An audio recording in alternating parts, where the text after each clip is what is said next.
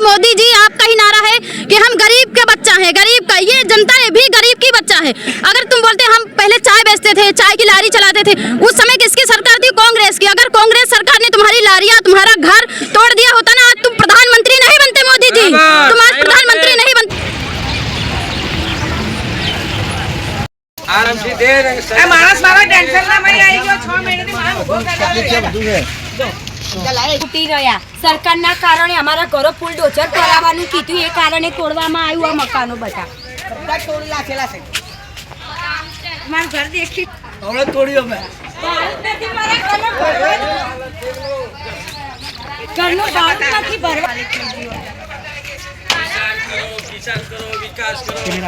આ ઘર છે સાહેબ, બારી દેખો, આ ઘર છે, ઘરના ભાડા વગર હું ઘર નથી, હજુ લગન લીધું, અહીંયા જ ગાડી પડી રહ્યા અમે લોકો, મમ્મી પપ્પાને ત્યાં સામાન મોકલાયો ને આ ઘર છે દેખો, એટલે અમને ઘર સામે ઘર આપો બી। बगीचा बना के क्या फायदा? बच्चे का तो हनीमून के लिए बनाते हैं, आगे वाले देख लो और हमारी परिस्थिति देख लो साहब, देख लो, खाली बगीचा बनाते हैं, गार्डन बनाते हैं, लड़के लड़का को मिलने के लिए बनाते हैं। घर से आ छोकरी અમે ક્યાં લઈને જઈશું? भी देख लो, પાણી નાખો નકર કે કાલે ફૂલ ડોઝર ફેરવી बनाते हैं, काय के लिए નાખી આ बनाते મારા हैं? બધું ઉતાર્યું, હવે આખી રાત રોડ પર બેહી लड़के રહ્યા। लड़के को કોણ घूमने के लिए સાચવશે? बगीचा बनाते हैं, घर को कुछ को देते नहीं है। નાના નાના છોકરા લઈને આખી રાત બહાર બેહી રહેવું પડી તું। और मोमेडन है, हिंदुस्तान है, सब है, भैया जी है, लड़कियों को देखना पड़ता है। નાના નાના બચ્ચા લઈને ક્યાં જવાનું બાપા? મને તો એ જ ખબર નહીં પડતી। ગાણા થઈ જવા મળ્યા હવે। લાઈટો ને બાઈટો બધું કાપી નાખેલું છે आप बोले तो जहर दे दो, तो चलेगा। કે મારી નાખો। मोदी जी को ऐसा बोलो, બોલો અમેરિકા બનાવવું હોય તો मोदी जी को ऐसा बोलो कि जहर दे दो, जहर दे दो बस, वरना खुद नहीं चाहिए ऐसा।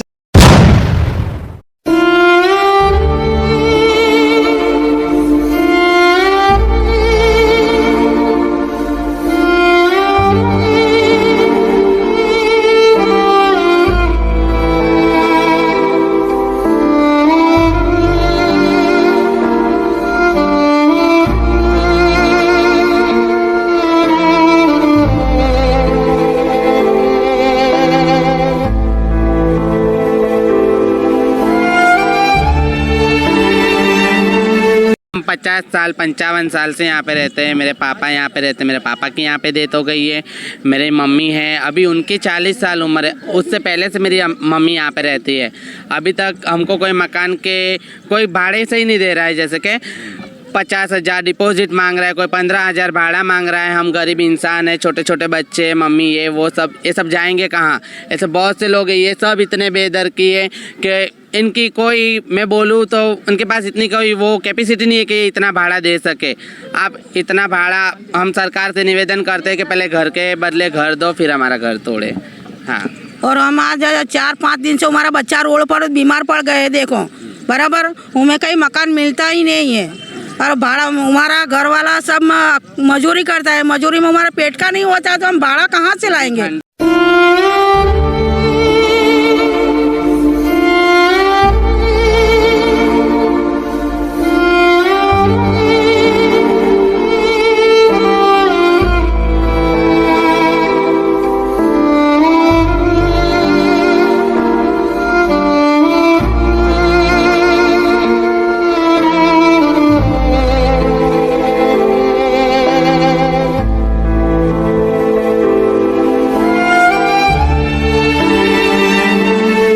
વિકાસના નામે, ડિમોલેશનના નામે જે ગરીબોને બે ઘર કરી રહી છે, એના ઘર ઉજાડી રહી છે। ખરેખરમાં સરકારનો અધિકાર એવો હોય છે કે ગરીબોનો સહાય કરે। ગરીબોને, કોઈ ગરીબ જોડે બેરોજગારી છે, મકાન નથી, ઘર નથી, એમના જોડે કામ ધંધો નથી, એજ્યુકેશન નથી, તો એ આપવાનો અધિકાર સરકારનો છે। સરકાર એમને એજ્યુકેશન, ઘર, મકાન, રોટી કપડાં, મકાન એના આપે, ના તો એને બે ઘર કરે, બરાબર। અને ડિમોલેશનના નામ પર પબ્લિકને બે ઘર કરીને અને મોટા મોટા રોડ બનાવીને કે મોટા મોટા પુલ બનાવીને આપણા દેશનું કંઈ વિકાસ થવાનો નથી, બરાબર।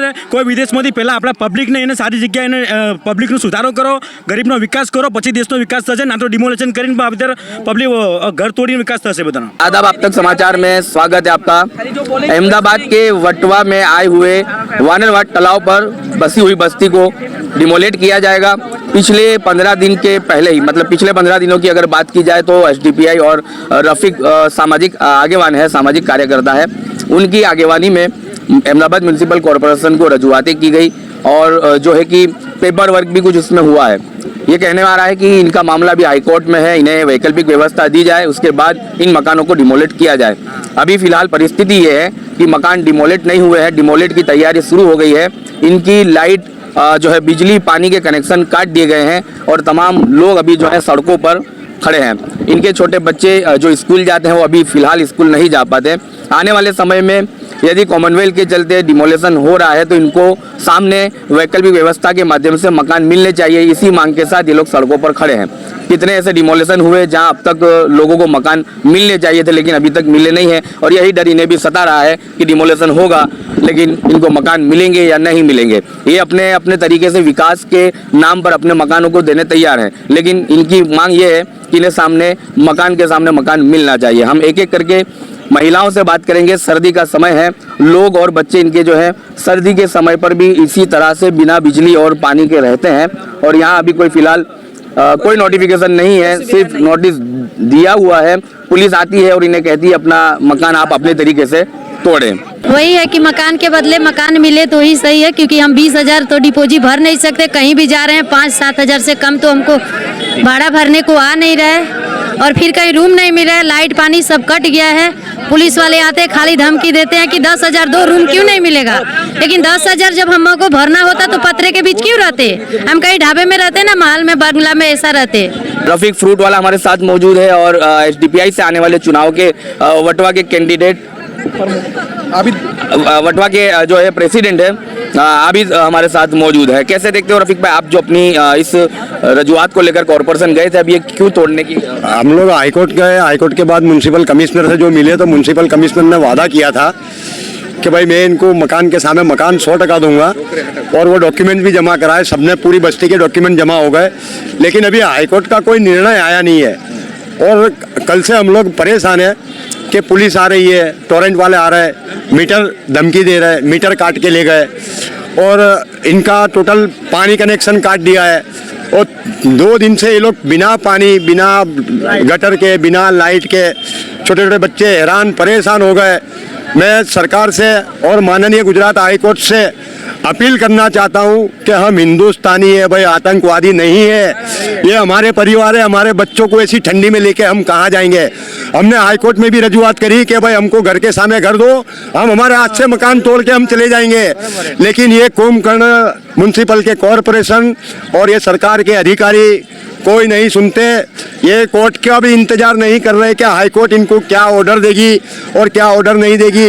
बिल्कुल बेदर्द सरकार बन गई है, बिल्कुल थर्ड कैटेगरी में ये सरकार के जो अधिकारी है वो बिल्कुल थर्ड कैटेगरी में आ गए हैं। मैं अहमदाबाद के तमाम 6,000 गुजरातियों से अपील करता हूँ कि भाई ये बार बार पूरे अहमदाबाद में, पूरे गुजरात में ये तोड़ तोड़ के जनता को बेघर कर रहा है, उनके बीवी बच्चों को हैरान परेशान कर रहा है। कल एक औरत की डिलीवरी हुई, वो बेचारी चलते चलते वहाँ गई, उसके लिए कोई व्यवस्था नहीं हुई। हम लोग लेट पहुँचे, हमारे आंख में आंसू आ गए। तो ये कुंभकर्णों को निंद्रा में सी जगाओ। गुजरात की जनता जब तक बाहर नहीं निकलेगी ये इसी तरह हमारे मकान तोड़ने बार बार तोड़ेंगे। आज तुम समझते हो कि ये तालाब में गैर कायदेसर रहते, लेकिन ये गैर कायदेसर नहीं है। मैं कहता हूँ सरकार गैर कायदेसर है। 1947 में हमारा देश आजाद हुआ, 1951 में हमारी सरकार बनी और ये जमीनें हमारे पूर्वजों की थी, ये जमीनें हमारे पूर्वजों की थी। हमारे पूर्वजों ने तालाब बनाए, हमारे पूर्वजों ने ही ये जमीन पे सबके घर बनाए। लेकिन मैं सरकार से अपील करता हूँ कि सरकार को हमने चुना है तो हमारे पूर्वजों की जमीन पे से हमको क्यों निकाल रहे हो? हम उसको भी निकलने तैयार है। तुम हमको बोलते हो गैर कायदेसर बांधकाम है तो हम निकलने तैयार है, लेकिन हमको सामने मकान तो दो। ये हमारे पूर्वजों की जमीन है, ये तालाब भी हमारे पूर्वजों का था, ये कोई सरकार का नहीं था। सरकार को हमने चुना 1951 में, हमने वोट दिया और हमने सरकार बनाई। तुम हमको गैर कायदेसर बोलते हो, लेकिन हम पूरे गुजरात की जनता से अपील करता हूं कि हम कहते हैं कि सरकार बेदरकारी है और सरकार गैर कायदेसर है। हमको घर के सामने तो मैं हमारे वटवा की पुलिस से भी अपील करूंगा कि हम हमारे हाथ से मकान तोड़ के चले जाएंगे, लेकिन हमको वैकल्पिक व्यवस्था दो तो हम चले जाएंगे। हम लोगों को डराओ मत, हम गरीब प्रजा है, ये छोटे छोटे बच्चे हैं जो कहाँ जाएंगे ऐसी ठंड में। मैं गुजरात सरकार से और माननीय गुजरात हाईकोर्ट से अपील करता हूँ कि हम लोगों को न्याय दे। कब तक हम ऐसे हैरान परेशान होंगे।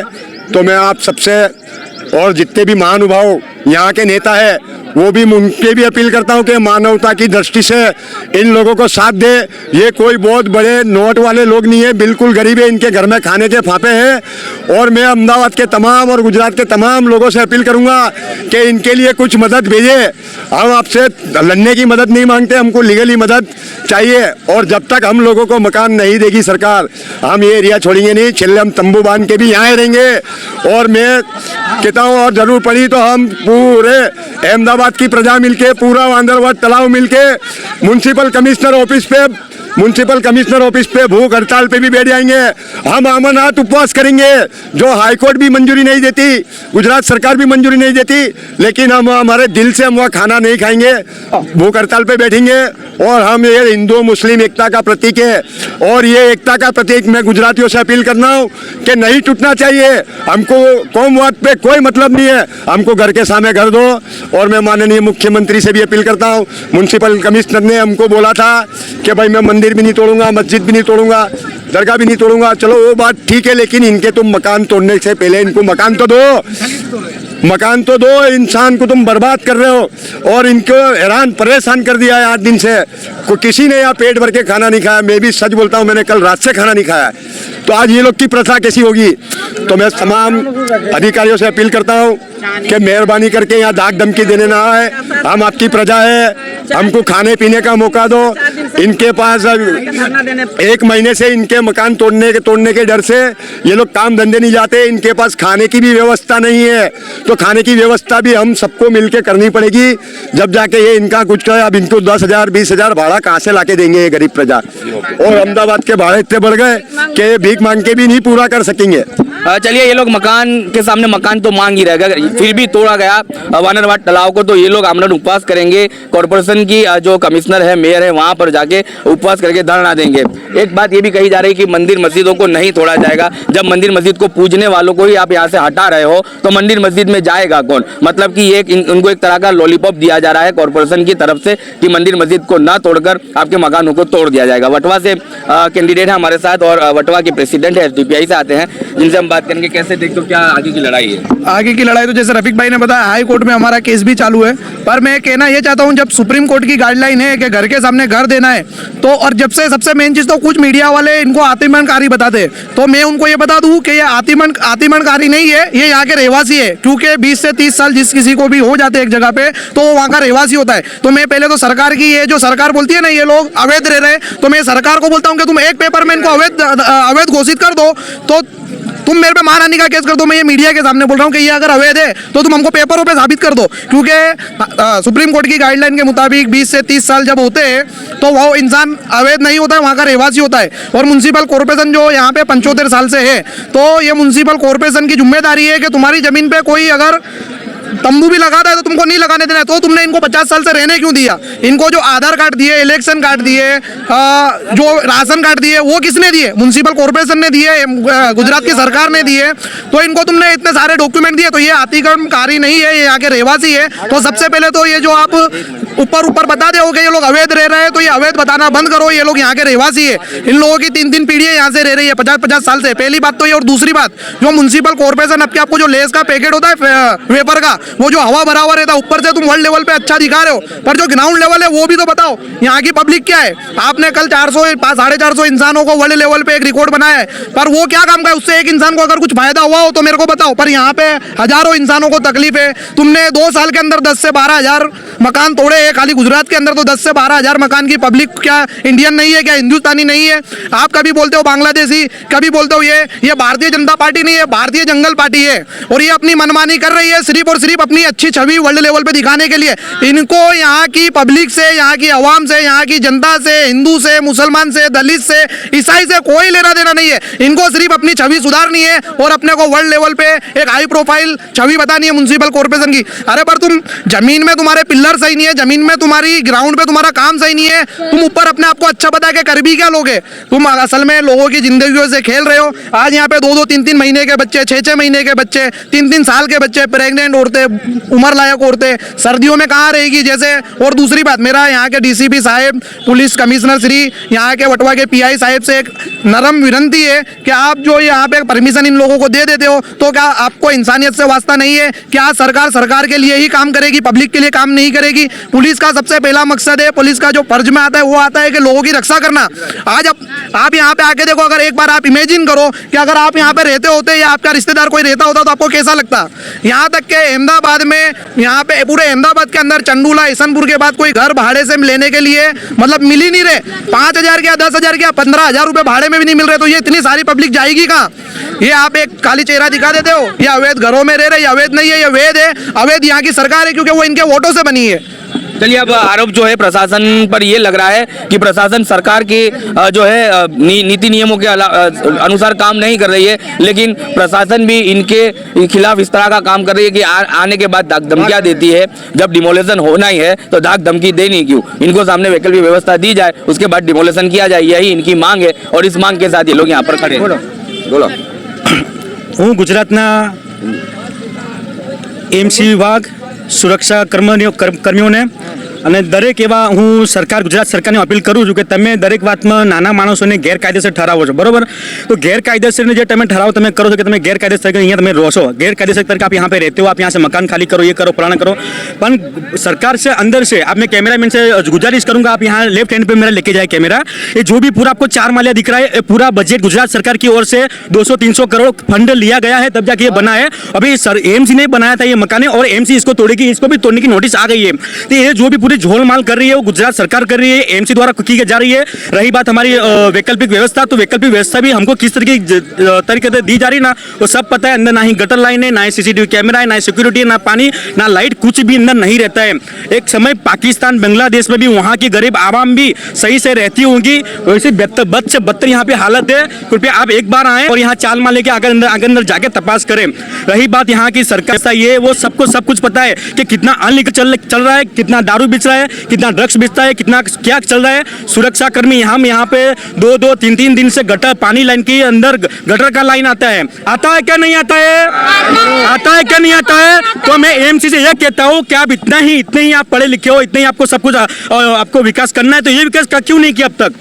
पानी की लाइन के अंदर गटर का पानी आता है, सबको पता है। पूरे नरोड़ा में चले जाओ, सिटी में चले जाओ, हर जगह पे सिचुएशन आ रही है। पूरा एएमसी को मेरा कहना है तो आप अच्छी तरीके से मैनेजमेंट करो ना। आप फंड लेते हो, पूरा 4 मालिया वहाँ पे पुल के नीचे वटवा में आप गूगल पे सर्च कर लेना, वहाँ पे पूरा 4 मालिया तोड़ दिया, बना के तोड़ दिया। एक गरीब आवाम, गरीब जो हमारे ये जनता है मेरी, बरोबर है, ये जनता एक पड़े का एक बिस्कुट खरीदती है ना, फिर भी उस पर 2 रुपये टैक्स लगता है, ठीक है? हम बिस्कुट का पूरा टैक्स जाता है, 18% टैक्स हम पूरा पे करते हैं सरकार को। तो सरकार का अधिकार बनता है कि गरीब की सुने। मैं मजाक नहीं करता हूँ, ये सब बोलता हूँ ना, ये मैंने दिल से बोलता हूँ। कोई मैंने लिखी पढ़ाई नहीं करा, अगर लिखी पढ़ाई करा तो मैं बहुत अच्छी तरह समझा सकता था, बरोबर है? आपको पता है, हम सब कुछ पता, हमको सब पता है, पुलिस क्या है, एएमसी क्या है, सरकार क्या है, फंड क्या है। इसको अभी ये जो आप अभी इसको रिनोवेशन के नाम पे या तो डिमोलेशन के नाम पे इसको जो आप तोड़ोगे ना, यहाँ पे सब टूटेगा ना, इसको जाएगा भी मोदी के पास फोटा कि सर यहाँ पे मेरे को वो करना है, यहाँ पे इसका 300-400 करोड़ फंड मेरे को चाहिए। फिर कुछ होगा नहीं, सबको हटा के यहाँ पर खाली तालाब बनाएंगे, पानी चेंज करेंगे लोग बस, और वेल्डिंग के डिवाइडर बना देंगे, और उतना पूरा पैसा जोल माल करके पूरा सरकार इतना करोड़ों रुपया पैसा, ये जो है पूरा करोड़ों रुपया पैसा ये खा जाएगी। ये विकास के नाम पे गरीबों को परेशान किया जा रहा है। एएमसी तंत्र, गुजरात सरकार तंत्र या सुरक्षा कर्मी या पुलिस, कुछ भी हो, अगर यहाँ कुछ भी गुनाह, क्राइम होता है, कुछ भी यहाँ गलत होता है, तो उसकी जिम्मेदारी खुद सरकार है, ना कि हम गरीब।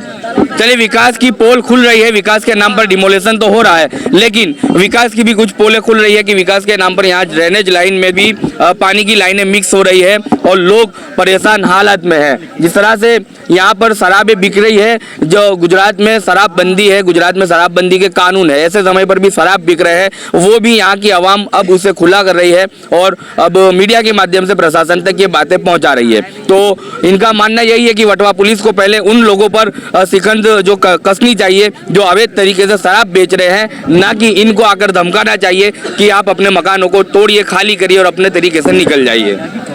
अगर ये मकान अगर तोड़ने की नोटिस दे दी है तो सरकार के पास यानी इतना भी मकान का पास देने के लिए नहीं है, अदर ऑप्शन देंगे।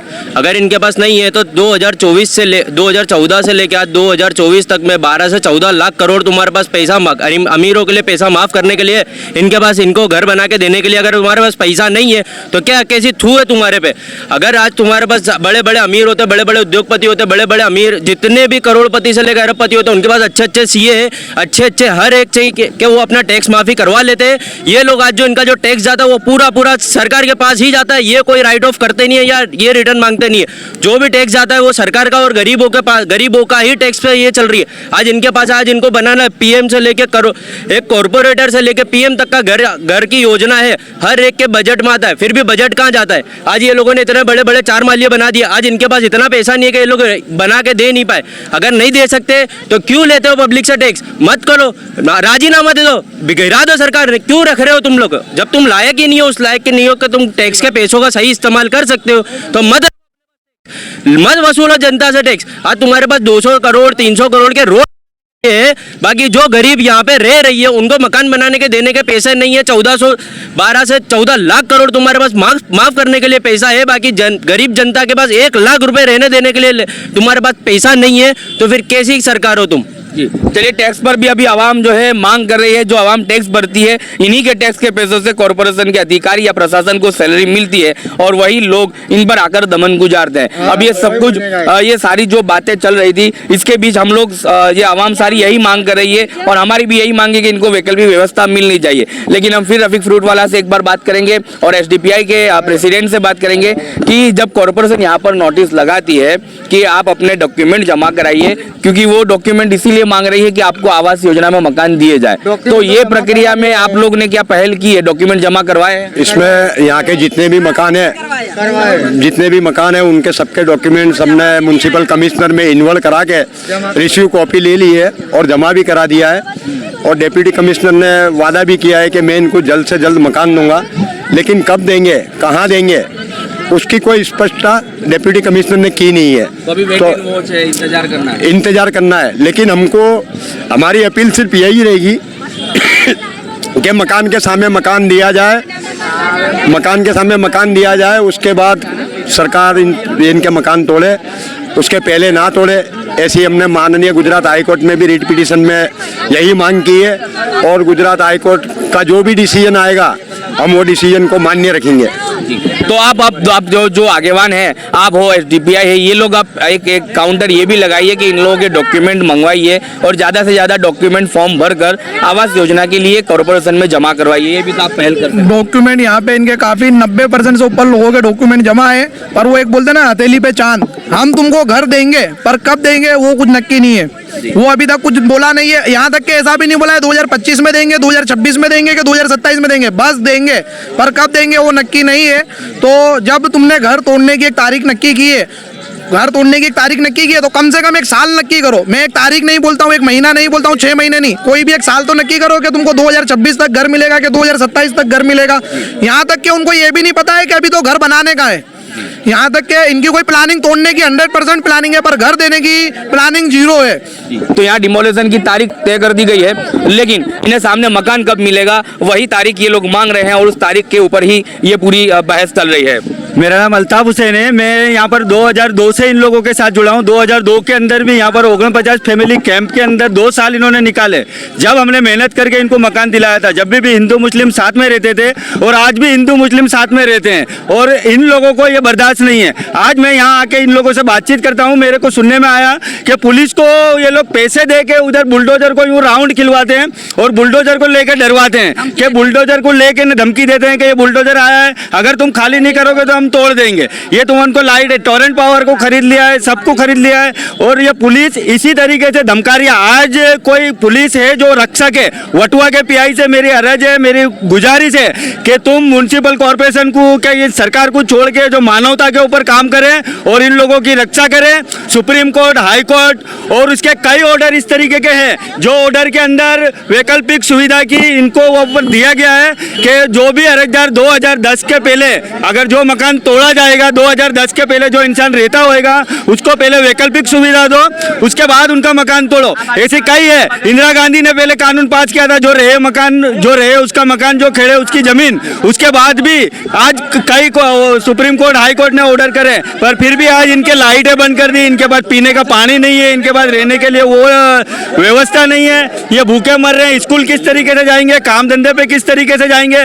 वटवा के जितने भी कॉर्पोरेटर और एमएलए उन लोगों को मैं बोलता हूँ कि आज ये कहाँ गए। ये हिंदू मुस्लिम कौमी एकता का सवाल है, ये हिंदू मुस्लिम कौमी एकता मिलकर यहाँ पर रहती है। अगर वटवा के कोई कॉर्पोरेटर है वो अपना काम छोड़ के और आके इनको पहले वैकल्पिक सुविधा दे, इनको रहने के लिए मकान दे, उसके बाद इनके मकान तोड़े। और इनकी जो लाइटें बंद करी है अभी फिलहाल इनकी लाइटों के लिए बंदोबस्त करें और वो नहीं कर सकते तो एक कैंप चालू करें यहाँ पर और कैंप चालू करके इनके खाने पीने रहने का जब तक इनको दूसरा मकान नहीं मिलता वहां तक इनके रहने खाने पीने की सब व्यवस्था करें। उसके बाद मीटर बंद करें, लाइट बंद करें और गटर लाइन काटे। मेरी अपील है कि पहले इनको मकान दो उसके बाद तुम डिमोलेशन करो। चलिए, सरकार की तरफ से मकान को लेकर कोई नोटिफिकेशन जारी होना चाहिए। इसके क्या रूल्स है, जब मकान डिमोलेशन होते हैं तो इन्हें शेल्टर हाउस में रहने की व्यवस्था की जाए। ऐसे कुछ जो है प्रक्रिया है, काफ़ी सारी ऐसी प्रक्रिया है जिसके चलते सरकार अपनी नोटिफिकेशन बाहर पड़े उसके बाद ही इनका डिमोलेशन तय करे। ये स्लोगन देखिए आप, मारू घर बचाओ अने बेघर नहीं करो साहेब, मारो परिवार છે घर सामे घर आपो, मारो अधिकार છે। घर सामे घर सामे मारू घर मारू घर घर सामे घर सामे घर सामे मारू घर।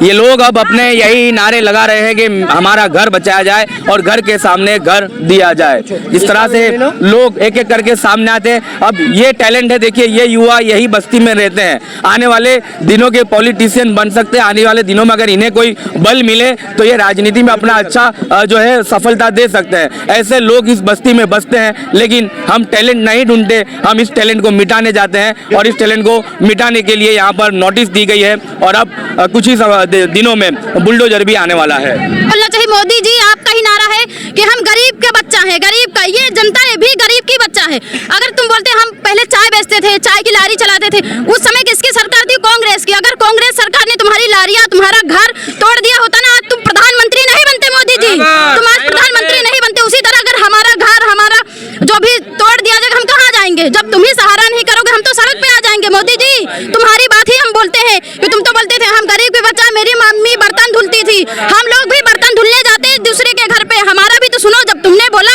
हम जनता को बोला कि देखो हम गरीब के बच्चा है, हमारी मम्मी बर्तन, हम लोगों ने भाई तुमको जिताया कि तुम बनो प्रधानमंत्री बनो, हम गरीबों की सहायता क्योंकि मोदी जी तुम इस गरीबी से गुजरे हो तो तुम तो समझो कि गरीबी क्या होती है। मेरा कहने का मतलब यही है मोदी जी कि तुम समझो इस गरीब को, ये जितनी जनता है उसको समझो, क्योंकि तुमने गरीबी में बिताया है, गरीबी से गुजरे, गरीबी से गुजर के तुम आज प्रधानमंत्री बने हो। तो वैसे हम लोग भी गरीब है, तुम हमारी सहायता नहीं कर रहे हो तो हम किसके पास जाएं? तुम्हारे पास ही जाएंगे। नहीं कर सकते तो हम लोगों को जहर दे दो, सारी जनता को मार डालो बस। मेरे अगर नहीं घर के सामने घर नहीं रह सकते तो हम लोगों के ऊपर बिल्डोजर चलवा दो, मार डालो, तुम ले लो अपना। तुमको यही बस मैं यही सरकार से यही बोलना चाहती हूँ कि हमको घर के बदले घर दो।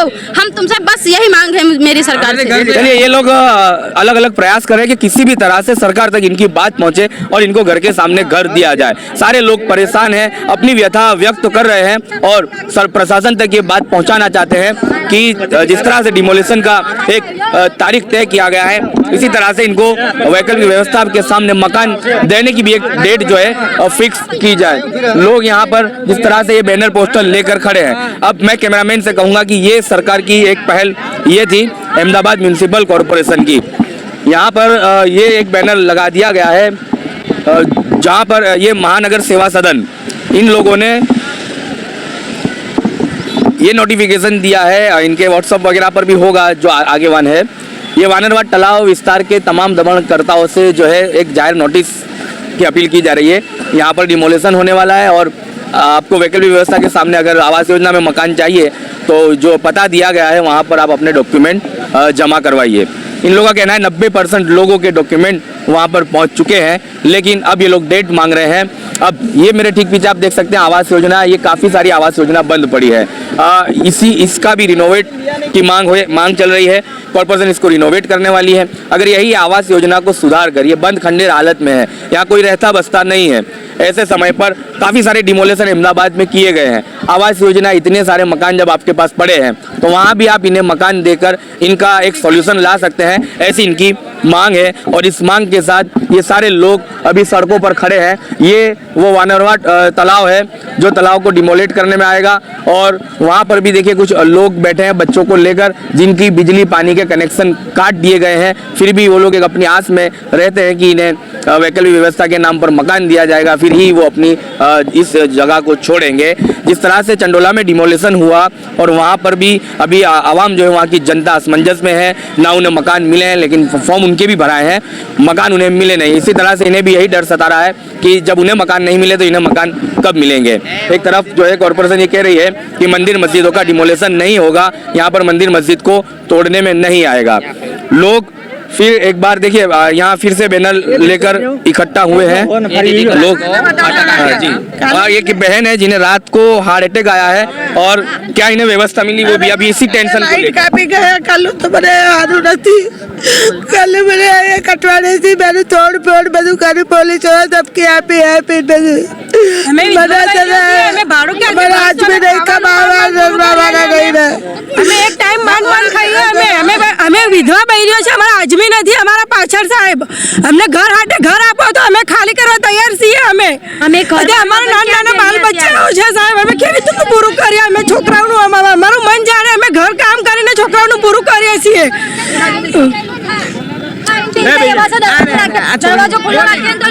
यहाँ पे मैं एक ही बात बोलना चाहूंगी कि यहाँ पे मिनिमम 5 के 10 हजार लोग कमाते हैं, घर के पूरा करेंगे, भाड़ा बनने का क्या करने का। यहाँ पे जवान लड़कियां कॉलेज जाती है, उन्हें भी रेप होता है, हम सब बाहर निकलेंगे उनके रेप नहीं होगा। ये सरकार क्या करना चाहती है?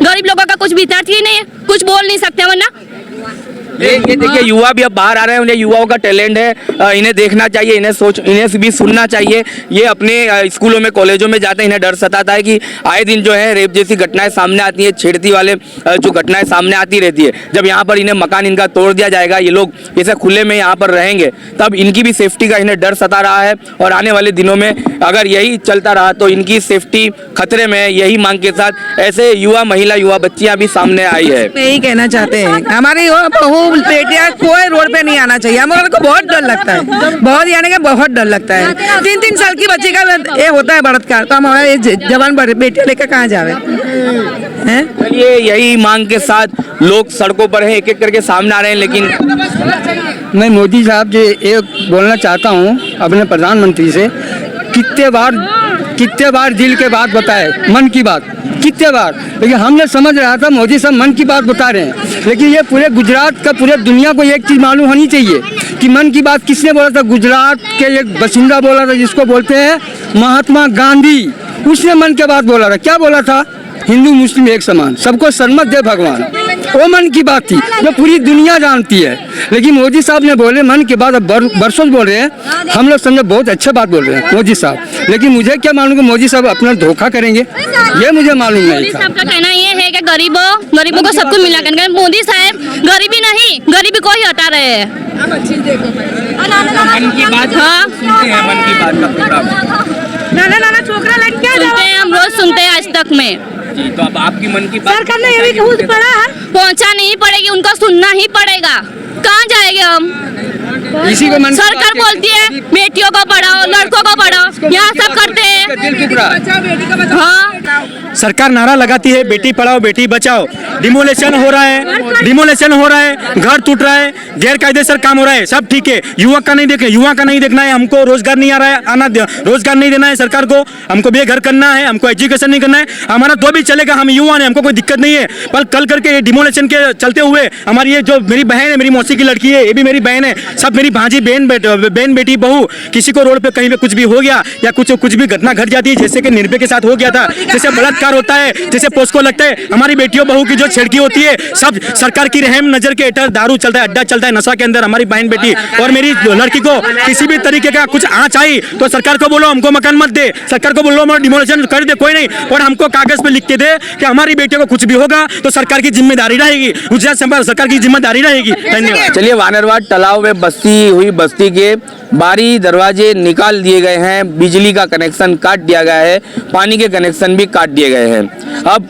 आवाम यहाँ पर जो है सड़कों पर है, इन्हें ये डर सता रहा है कि इनकी जवान बेटियाँ, इनकी जवान बहुएं, इनके जवान बच्चों का क्या होगा। इन्हें यही डर सता रहा है कि आए दिन रेप की घटनाएं और छेड़ती की घटनाएं सामने आती रहती हैं। ये विस्तार समविस्तार है, आसपास देसी शराबों के जो है ठिकाने भी है, देसी शराबों के अड्डे भी चलते हैं, ये भी इनका आरोप है। छोकरी को लेकर कहाँ जाएंगे हम? जवान पत्र निकालना के दरवाजे बाहर सब निकालना का खुले में कैसे रहेंगे? छोकरी को, जवान छोकरी को मोदी के बेटी बचाओ, बेटी कैसे बचाएंगे? बेटी को रोड पे लेके सोएंगे बेटी को?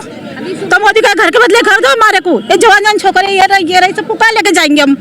ये कब से निकाले हैं? पुलिस आती है रोज, निकालो 4-5 दिन हो गए हमको निकाले हुए, लेकिन अब करें तो क्या करें हम? कोई भी तो बोलते हैं, पुलिस वाले क्या बोलते हैं 10,000 रुपया भाड़ा दो और अपना घर ले लो, लेकिन हम करें क्या? कमाते हैं, भाड़ा भरे, खाना पीना करें, बच्चों को पढ़े, क्या करें हम? हाँ, मैं 12वीं पास हूँ, कॉलेज में जाती हूँ। यहीं रहते हैं आप? हाँ, यहीं पे रहती हूँ, अल्पिता जी। क्या मांग है आपकी? सेफ्टी, बहनों की सेफ्टी को लेकर मेरी एक ही मांग है, अगर आपको घर पालना है तो दूसरा घर दो। घर के बदले घर दो। Safety most important in girl. हमारा बहुत डर लगता है। बहनों की सेफ्टी नहीं है। नहीं जना, सबको पता है, सबको पता है कि यहाँ पे आए दिन चलते हैं, छेड़खानी हो जाती है, कुछ बोल भी नहीं सकती बहन लड़की, खुद के भाई को बोलती है, डर लगता है कि कहीं झगड़ा हो जाएगा, क्या बोलेगा? कुछ नहीं, तो ऐसे घर चलेगा तो कहाँ रहेगा? सब बाहर रोड पर पड़े रहेंगे। चलिए, यही गुजरात मॉडल की तस्वीर है और लोग परेशान हैं, अपनी सेफ्टी की मांग कर रहे हैं।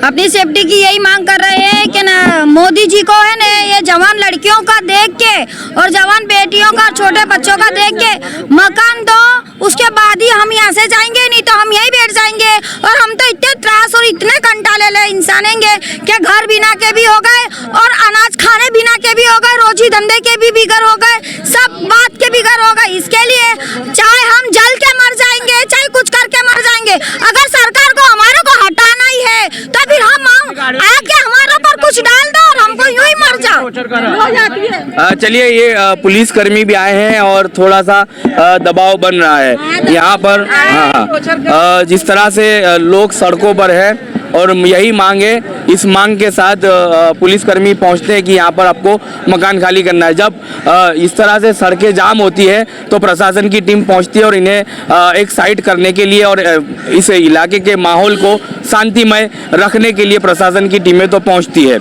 इस तरह से आने वाले दिनों में इस डिमोलिशन को जब यदि किया जाएगा तो इनकी मांग यही कि इनको वैकल्पिक व्यवस्था मिलनी चाहिए, मकान के सामने मकान दिए जाए, उसके बाद इनके मकान को तोड़ा जाए। आप तक समाचार हमेशा रखे आपको आगे।